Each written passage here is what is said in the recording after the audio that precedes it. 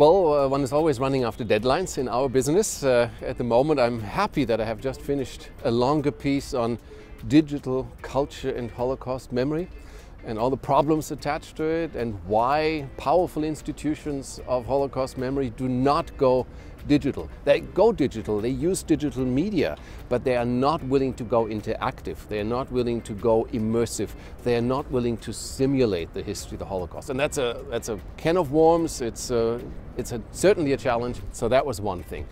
Now I'm also working on the question of how memory can help us be a better society to welcome strangers and to integrate strangers. That's a piece I'm writing on right now. So what kind of memories of past events, what kind of memories of migrations help us integrate the people who come to us? And of course this is in a strange way maybe also a little bit autobiographical as a very privileged migrant who has come to Denmark fairly recently.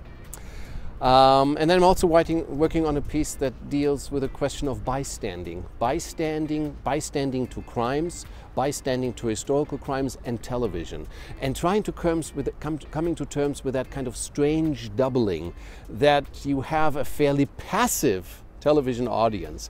Passive in the sense that they're sitting in their living rooms and they're passively watching crimes unfold. It's very clear that audiences are active, they make meaning, but they are passive in the sense that they're watching, and so they are passive in a kind of a similar sense than normal people. We often watch violence unfold someplace else, right? So there's this passivity, this bystanding that is problematic. It's problematic historically, it's problematic ethically, but it's structurally inscribed into television. And that question I find kind intriguing, because television is also the most important medium that gives us memories and insights about violence that is happening now and violence that happened in the past. So television is also a medium of enlightenment, but it is also a medium of passivity that perhaps precludes political intervention and doesn't make it more likely. So this is a question I'm also grappling with at the moment.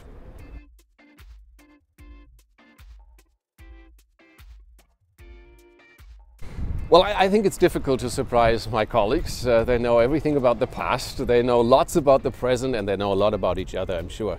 But I've thought long and hard about that question, and I think I came up with something that they most likely do not know. In addition to being a historian, I'm also a collector. I'm a collector of well, it's connected to my childhood. I'm a collector of, this here, toy cars. Toy cars from a very, very specific German brand. It's called Siku. It was wildly popular when I was a child and also later.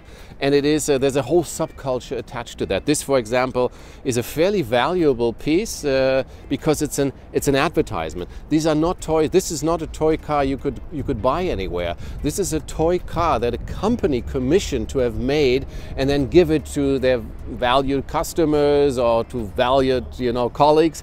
But often they only existed a few hundreds of these, and now after many years, after 50, 60 years, there are sometimes only a handful left intact, and this one is one of these pieces. So there's a whole collector scene that trades them, and you can buy them on eBay. And I've also imported these kinds of cars because they were a global business. I imported them, for example, from the United States to sell them in Germany or trade them against other cars. So this is what I have been doing. I have a very sizable collection. It's actually too big to be put on display. So right now it's in storage in different places, partly here in Denmark, partly in Germany.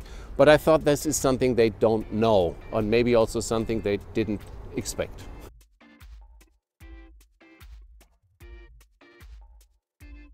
So I'd like to send the baton on to you, Wulf, and my question is, in natural resource management, there is this concept called legacies, which is when projects leave bad things behind them, and people forget.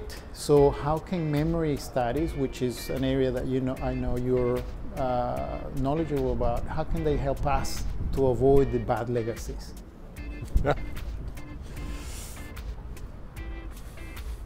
Well, that's a good question. I mean, it's as you said, all of memory is basically about forgetting. What we remember is very, very little, and what we forget is almost everything.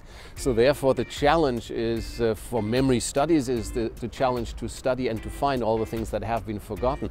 And whenever memory studies try to become political and tries to become relevant to society, then it's also about the question how we can help groups, others, institutions, society at large to remember, and especially remember things it often doesn't want to remember.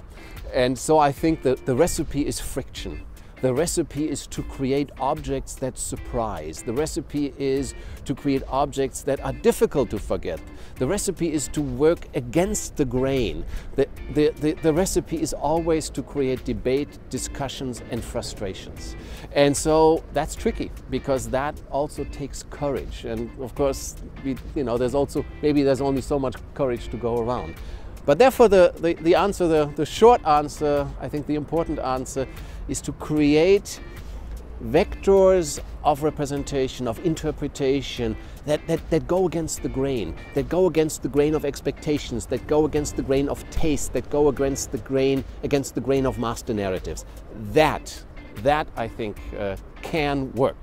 It's the only thing that I have seen work.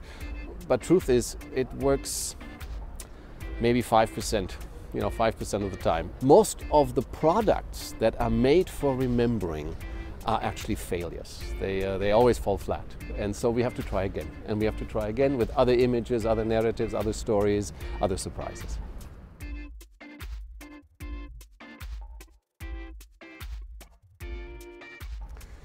I would like to send a question to Bo Holm, and my question is very simple. My question is, what does the anniversary of the Reformation mean to you personally? What does it mean? How does it resonate in your life?